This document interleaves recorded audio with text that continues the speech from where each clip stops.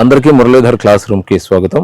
ఈరోజు జరిగినటువంటి English school అసిస్టెంట్కి సంబంధించినటువంటి పేపర్ను మనం విశ్లేషణ చేసుకునేటువంటి ప్రయత్నం చేద్దాం.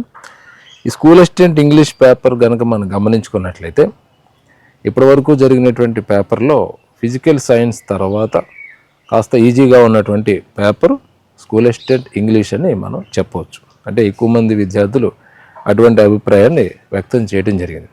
అసలు ఇవాళ అడిగినటువంటి ప్రశ్నల సరళి ఎట్లా ఉన్నది మనం స్టెప్ బై స్టెప్ యాజ్ యూజువల్గా గత వీడియోలో ఎలా అయితే మనం చెప్పుకుంటూ వచ్చామో అలాగే అదే ఫార్ములాలో మనం వెళ్దాం.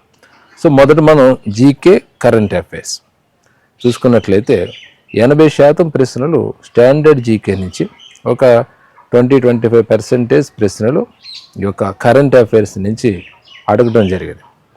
అంటే ముందు ఎగ్జామ్స్లో ఏ విధమైనటువంటి ఫార్ములా ఉన్నదో అదే ఫార్ములా మనకి ఇక్కడ కనపడుతుంది. ఇప్పుడు ఈ యొక్క బిట్స్ని కనుక గమనించుకున్నట్లయితే అంటే మొదట మనం చూడండి, ఇక్కడ జీకేకి సంబంధించి ప్రశ్నలు చూస్తే మహిళా రిజర్వేషన్ బిల్లు పేరు ఏమిటని అడిగాడు.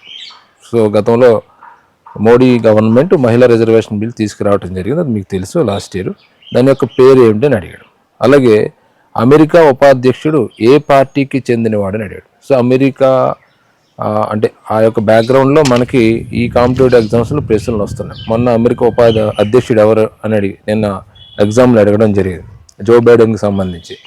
ఈరోజు ప్రస్తుత అమెరికా ఉపాధ్యక్షుడు ఏ పార్టీకి చెందినవాడని అడగడం జరిగింది. అలాగే జాతీయ రహదారి 16 ఏ రాష్ట్రాల గుండా వెళుతుందనే ప్రశ్న కూడా అడిగాడు. ఇక ఉపరాష్ట్రపతుల యొక్క వరుస క్రమాన్ని అడిగాడు. గతంలో చాలా కాంపిటేటివ్ ఎగ్జామ్స్లో ఈ వరుస క్రమాలు అడుగుతున్నాడు, రాష్ట్రపతి ఉపరాష్ట్రపతి ఇలా. సో ఈరోజు ఎగ్జామ్స్లో 2 ప్రశ్నలు వచ్చాయి ఈ వరుస క్రమాల మీద. ఒకటి ఉపరాష్ట్రపతుల వరుస క్రమం, అలాగే రెండోది స్పీకర్ల వరుస క్రమం కూడా అడగడం జరిగింది.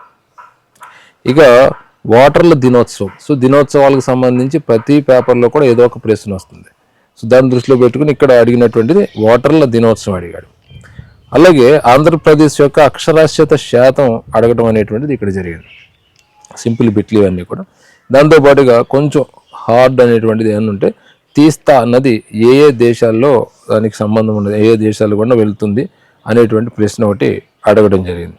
ఇక విప్లవాలు ఉంటాయి మనకు, వర్ణ విప్లవాలు, శ్వేత విప్లవం, గోధుమ విప్లవం, ఇలాంటి విప్లవాలు ఉన్నాయి కదా, సిల్వర్ రెవల్యూషన్ ఇలాంటివి, వీటిని జతపరచండి అనేటువంటి ఒక ప్రశ్న ఇచ్చాడు. ఇక దాంతోపాటుగా ఈ మధ్యకాలంలో చెస్ విన్నర్ గురించి అడగడం జరిగింది కరెంట్ అఫైర్స్లో. అలాగే నేషనల్ పార్కులకు సంబంధించి ఒక ప్రశ్న వచ్చింది. అంటే ఒకటికంటే జతపరచుము, అది కూడా జతపరచుము అనేటువంటి కోణంలో ప్రశ్న ఇచ్చాడు. అంటే ఇలాగా అడిగినటువంటి ప్రశ్నలు కనుక మనం చూస్తున్నట్లయితే స్టాండర్డ్ జీకేలో అడిగినటువంటి ప్రతి ప్రశ్న కూడా చాలా సింపుల్గా ఉన్నది. అంటే మొదటి నుంచి చదివిన వాళ్ళు ఈ బిట్స్, అంటే సోషల్ బ్యాక్గ్రౌండ్ ఉన్న వాళ్ళు ఈ బిట్స్ ఈజీగా చేయగలుగుతారు. నాకు తెలిసి ఇంగ్లీష్ చూస్ చేసుకునే వాళ్ళలో చాలామంది సోషల్ బ్యాక్గ్రౌండ్ వాళ్ళు కూడా ఉంటారు. సో వాళ్ళకి ఈరోజు పేపర్ కొంచెం ఈ జీకే కరెంట్ అఫైర్స్లో 8-9 స్కోర్ చేసేటువంటి ప్రశ్నలు మనకి కనపడుతున్నాయి జీకేలు. ఇంకా చెప్పాలంటే వినేష్ పోగట్ ఏ క్రీడకు సంబంధించి అనేటువంటి ఒక ప్రశ్న ఇచ్చాడు.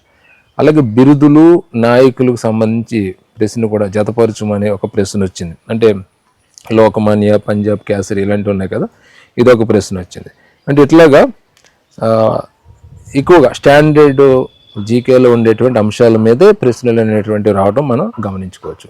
చెప్తున్నాను కదా, 80-75% ప్రశ్నలు స్టాండర్డ్ జీకే నుంచి వస్తుంటే ఒక 20-25 ప్రశ్నలు మాత్రమే మనకి కరెంట్ అఫైర్స్ నుంచి వస్తున్నాయి ఇప్పటి వరకు జరిగినటువంటి పరీక్షలు. అంటే తర్వాత కూడా ఇంచుమించుగా ఇదే ఫార్ములా ఉంటుందని మనం చెప్పొచ్చు. ఇది జీకే మరియు కరెంట్ అఫైర్కి సంబంధించిన అంశాలు. మీకు తర్వాత విద్యా దృక్పథాలకు కనుక వచ్చినట్లయితే విద్యా దృక్పథాల్లో ప్రశ్నలు కూడా ఈజీగానే కనపడుతున్నాయి నా వరకు అయితే. అంటే మనం అవుట్ ఆఫ్ కూడా చేసేటువంటి ప్రశ్నలే ఉన్న విద్యా దృక్పథాల్లో. అందులో కొన్ని గమనించుకున్నట్లయితే ఉపాధ్యాయ విద్య ఎవరు నిర్వహిస్తారనేటువంటి ఒక ప్రశ్న ఇచ్చాడు. అలాగే కమిటీలకు సంబంధించి మ్యాచెస్ మీద ఒక ప్రశ్న అనేటువంటిది వచ్చింది. దాంతోపాటుగా NCF 2005 ఒక అధ్యక్షుడు ఎవరు అనేటువంటిది ఒక ప్రశ్న వచ్చింది. అలాగే సమాచార హక్కు చట్టానికి సంబంధించి మినహాయింపులు కూడా అడిగాడు ఇక్కడ. అలాగే మనకి రిజిస్టర్ మీద ప్రశ్నలు వస్తున్నాయి అన్నాడు. అందులో భాగంగా డైరీ అనేటువంటిది దాని మీద ఒక ప్రశ్న ఇక్కడ అడగడం జరిగింది, ఉపాధ్యాయులు ఉపయోగించేటువంటి ఈ డైరీకి సంబంధించి. ఇక దాంతోపాటుగా ఈ Kasturba college schools ఏమవుతున్నాయో KGBP schools వాటి ఉద్దేశం ఏంటి అని అడగడం జరిగింది. అలాగే ఎన్సీఈఆర్టీ జాతీయ విద్యా విధానం ఉంది కదా 2020, ఈ 2020కి సంబంధించి ఈ 5+3+3+4 ఏదైతే ఉందో అందులో మొదటి 5 ఏమిటని ప్రశ్న ఒకటి అడిగాడు.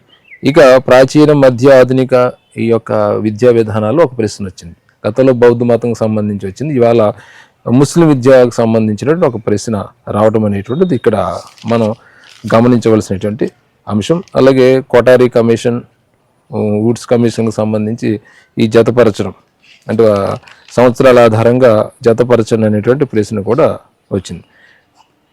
అలాగే మనకి ఈ సమాచార హక్కు చట్టంలో విద్యా హక్కు చట్టంలో ఉన్నటువంటి సెక్షన్ 12 ఈ సెక్షన్స్ మీద ఒక ప్రశ్న రావటం అనేటువంటి జరిగింది. అంటే ఇట్లాగా విద్యా దృక్పథాల్లో ఉన్నటువంటి ప్రశ్నల యొక్క సరళిని చూస్తే ఇంచుమించుగా అన్ని డైరెక్ట్ బిట్లు అవగాహన నాలెడ్జ్తో అవగాహన కనుక ఉన్నట్లయితే అవన్నీ కూడా మనం ఈజీగా చేసే విధంగానే ప్రశ్నలు మనకు కనపడుతుంది. అందుకే ఎగ్జామ్ హాల్ నుంచి బయటకు వచ్చిన తర్వాత పిల్లలందరూ కూడా పేపర్ బాగుంది, పేపర్ ఈజీగా ఉంది అనేటువంటి అభిప్రాయం వ్యక్తం చేశారు. ఇక సైకాలజీ కనుక తీసుకున్నట్లయితే సైకాలజీలో ఒక 2 ప్రశ్నలు అప్లికేషన్ తరహా ప్రశ్నలు, ఇక తర్వాత కొన్ని ఎక్కువగా అండర్స్టాండింగ్లో ఉన్నాయి. డైరెక్ట్ ప్రశ్నలు అయితే మనకి ఏం లేవని చెప్పొచ్చు డైరెక్ట్గా అని. ఈ సైకాలజీ ప్రశ్నలో డిఫరెన్షియల్ యాటిట్యూడ్ టెస్ట్ బ్యాటరీ ఉంటుంది కదా, దాని మీద ఒక ప్రశ్న వచ్చింది. దానికంటే సంబంధము లేనిది ఏంటి అని అడిగాడు. అలాగే ఉపగమాల మీద ఒక ప్రశ్న వచ్చింది కోట సైకాలజీలో. మనకి అంటే అప్లికేషన్ తరహా ప్రశ్నలు అన్నాం కదా, 2 వివాహాలకి వెళ్ళవలసి వచ్చినప్పుడు ఎటువంటి సంఘర్షణ ఉంటుంది అనేటువంటిది సంఘర్షణ మీద అడిగాడు. అలాగే శాస్త్రీయ నిబంధనకు సంబంధించి కూడా ఒక అప్లికేషన్ తరహా ప్రశ్న అనేటువంటిది రావటం జరిగింది. అంటే సైకాలజీలో అడిగినటువంటి ప్రశ్నలు విధానం కనుక మనం చూసుకున్నట్లయితే వీళ్ళందరూ సైకాలజీలో ప్రశ్నలు అన్నీ కూడా చాలా ఈజీగా ఉన్నట్టుగా మనకి తెలుస్తుంది విద్యార్థుల. అంటే అప్లికేషన్ తరహా ప్రశ్నలు ఉన్నా కూడా అవి మనం సులభంగా చేసేయచ్చు అనమాట. సైకాలజీలో ఆల్రెడీ మీరు టెట్ ఉన్నటువంటి నాలెడ్జ్తో ఇప్పుడు డిఎస్సి మీద చదువుకుంటారు కాబట్టి ఈజీగా అవుట్ ఆఫ్ 5కి 5 వచ్చేటువంటి అవకాశం ఇక్కడ సైకాలజీలో మనకు కనపడుతుంది. ఇక విద్యా దృక్పథాలు కూడా ఖచ్చితంగా మీరు చదువుంటే మాత్రం 5కి 5 కనీసం 4-4.5 స్కోర్ కూడా చేసేటువంటి అవకాశం అయితే ఇక్కడ మనకి కనపడుతుంది. సైకాలజీలో డైరెక్ట్ బిట్ ఒకటి అడిగాడు, అదేంటంటే ప్రధాన గ్రంథి ఏదని అడిగాడు. సో అదొక ప్రశ్న మనం గమనించుకోవచ్చు. అంటే ఇట్లాగా సైకాలజీకి సంబంధించినటువంటి ప్రశ్నలు ఈజీగా ఉన్నాయని మనం చెప్పుకోవచ్చు. ఇక తర్వాత జీకే అయింది, కరెంట్ అఫైర్స్ అయింది. ఇక ఇంగ్లీష్ కంటెంట్ గురించి చెప్తే అంటే యాక్చువల్గా ఇంగ్లీష్ కంటెంట్ గురించి చెప్పాలంటే ఇంగ్లీష్ వాళ్ళు బాగా చెప్తారు. అయినా కానీ పిల్లలు ఇచ్చినటువంటి అవుట్పుట్ బట్టి కనుక మనం విశ్లేషణ చేసుకున్నట్లయితే ఇంగ్లీష్ కంటెంట్ వాళ్ళ ఊహించిన స్థాయిలో లేదు. అంటే ఏదేదో ఊహించేసుకున్నారు, లిటరేచర్ ఎంతో చదివేసి ఉండొచ్చు, కానీ ఆ లిటరేచర్ తాలూకు ఫేవర్ అంటే వాళ్ళకి అనుకున్నట్టుగా అంత ఫ్లేవర్గా ఈరోజు పేపర్లో లేదన్నట్టు తెలుస్తుంది. అంటే కొంచెం ఎక్కువగా గ్రామర్ అంశాల మీద, తర్వాత ఈ లిటరేచర్ అంశాల మీద ఇచ్చాడు. బట్ అవన్నీ కూడా విద్యార్థులు ఈజీగా చేసే విధంగానే మనకి ఉన్నాయి, అంటే మెజారిటీ అనమాట. ఇక కొన్ని క్వశ్చన్స్ అయితే కొంచెం కన్ఫ్యూజ్గా అదా ఇదా అని ఏదైతే మనకి డిఎస్సి ఫార్ములా ఏదైతే ఉంటుందో ఆ యొక్క 2 ఆప్షన్స్ దగ్గర మనకి మెలికి పెట్టడం, 2 ఆప్షన్స్లో మనం ఎంపిక చేసుకునే విధానంలో ఇబ్బందులు పెట్టడం ఏదైతే ఉందో అలాంటి బిట్స్ మనకు ఒక 20% నుంచి ఒక 15% ప్రశ్నలు అయితే ఉన్నాయి. మీ యొక్క ఉద్యోగాన్ని, మీ యొక్క ర్యాంక్ని డిసైడ్ చేసేది ఏంటంటే కంటెంట్లో అడిగినటువంటి ఆ టైప్ క్వశ్చన్స్ అనమాట. ఇప్పుడు ఈ టెన్సెస్ మీద కూడా చాలా తక్కువ, అసలు లేవని చెప్పి ఒక ప్రశ్న టెన్సెస్ మీద ఇచ్చాడు. ఎన్నో మనం సినానిమస్ యాంటోనిమస్ ఎన్నో చదివేసి ఉంటారు, కానీ వాటి మీద కూడా చాలా తక్కువ 2-3 ప్రశ్నలే రావడం జరిగింది. అంటే జనరల్గా యొక్క కంటెంట్ మీద ప్రశ్నలు రావటం మనం గమనించుకోవచ్చు. ఇక బేసిక్ నాలెడ్జ్ కనుక ఉంటే ఇంగ్లీష్ మీద, గ్రామర్ మీద, అలాగే లిటరేచర్ మీద బేసిక్ నాలెడ్జ్ కనుకుంటే ఆ బేసిక్ నాలెడ్జ్తో కూడా ఈ యొక్క అడిగినటువంటి ప్రశ్నలు మనం చాలా వరకు ఆన్సర్ అని ఈజీగా చేసే విధంగా ఉన్నాయి. అంటే ప్రశ్న అనేటువంటిది సింపుల్గానే కనిపిస్తున్నది, కానీ ఆన్సర్ అనేటువంటిది కొంచెం కష్టంగా ఉంటుంది అనమాట. కొన్ని క్వశ్చన్స్ విషయంలో, అన్నీ కాదు కొన్ని క్వశ్చన్స్ అంటే చూడడానికి సింపుల్, కింద 4 ఆప్షన్స్ చూస్ చేసుకుని అక్కడ చేయడంలో కొంచెం ఇబ్బంది అనేటువంటిది కొన్ని క్వశ్చన్స్ ఉంటుంది. చెప్పాను కదా, ఒక 15 నుంచి ఒక 20% క్వశ్చన్స్ ఏదైతేనో వాటిలో మనకి ఎక్కువగా కనపడుతుంటుంది. ఇక తర్వాత మనం డిస్కస్ చేసుకోవాల్సింది మెథడాలజీ. సో మెథడాలజీ చూసినట్లయితే ఇప్పుడు అడిగినటువంటి మెథడాలజీలో ఇక్కడ బుక్స్ ఏది ఫాలో అయ్యాడని మనం చూసుకుంటే ఎక్కువగా old methodology, English old methodology పుస్తకాన్ని ఫాలో అయ్యాడు. అదొకటే కాకుండా కొత్తగా వచ్చినటువంటి ఇంగ్లీష్ మెథడాలజీ బుక్స్ కూడా ఫాలో అవడం జరిగింది. అంటే 2 పుస్తకాలు, అంటే మెథడ్ ఎప్పుడు చెప్తూ ఉంటాం కదా, 2 పుస్తకాల కలయిక అని చెప్తూ ఉంటాను నేను. అది మనకి ఈ పేపర్లో కనపడుతుంది. అయితే మెథడాలజీ ప్రశ్నలు మరీ కంగారు పెట్టించే విధంగా లేవు, చాలా సింపుల్గా మెథడాలజీ క్వశ్చన్స్ అనేటువంటి ఉన్నాయి. ఎక్కువగా అండర్స్టాండింగ్లో చేసేసి, అంటే కరెక్ట్గా ప్రిపరేషన్ చేసినాడు 18-19 వరకు కూడా మార్కులు తెచ్చే విధంగానే మెథడాలజీ ఉన్నది. మనం కంపేర్ చేస్తే కంటెంట్ మెథడ్ని కంపేర్ చేసి చూస్తే కనుక మెథడాలజీ ప్రశ్నలే ఈజీగా ఉన్నాయి కంటెంట్తో కంపేర్ చేసుకుంటే. ఇది మొత్తం ఓవరాల్గా మనం అటు జీకే నుంచి మెథడ్ వరకు ఆ పేపర్ని అనాలిజ్ చేసుకుంటే ఒక్కొక్క సబ్జెక్ట్ మీద ఉన్నటువంటి విశ్లేషణ, వివరణ. అయితే ఇక్కడ ఈ ఎంతవరకు వెళ్ళొచ్చు విద్యార్థి అంటే అందుతున్నటువంటి సమాచారం ప్రకారం చూస్తే ఖచ్చితంగా 70+ అయితే మాత్రం చేయగలుగుతారు. కొంతమంది అయినా చేయగలుగుతారు. ముఖ్యంగా ఈ ఆర్ట్స్ బ్యాక్గ్రౌండ్ ఉన్నటువంటి విద్యార్థులకు ఈ రోజు అడిగినటువంటి జీకే ప్రశ్నలు అన్నీ కూడా చేసేయగలుగుతారు. ఈ రాష్ట్రపతులు, ఉపరాష్ట్రపతులు వరుస కానీ, చరిత్ర మీద అడిగిన ప్రశ్నలు కానీ, జాగ్రఫీలో వచ్చిన ప్రశ్నలు కానీ, వాట్ ఎవర్ ఇట్ మే అన్నీ కూడా చేసేయగలుగుతారు. దానివల్ల ఏమవుతుందంటే ఇక్కడ వీళ్ళకి జీకే ప్లస్ పాయింట్ అవుతుంది, అక్కడ కంటెంట్ చేయగలుగుతారు, మెథడ్ చేయగలుగుతారు. మెథడ్ కూడా చాలా ఈజీగా ఉన్నాయి, ఇవన్నీ చేయగలుగుతారు. కాబట్టి ఇంగ్లీష్ లిటరేచర్ ఉండి వెనకాల బ్యాక్గ్రౌండ్, ఆర్ట్స్ బ్యాక్గ్రౌండ్ ఉన్న వాళ్ళకి ఈరోజు పేపర్ చాలా ఈజీగా అనిపిస్తుంది.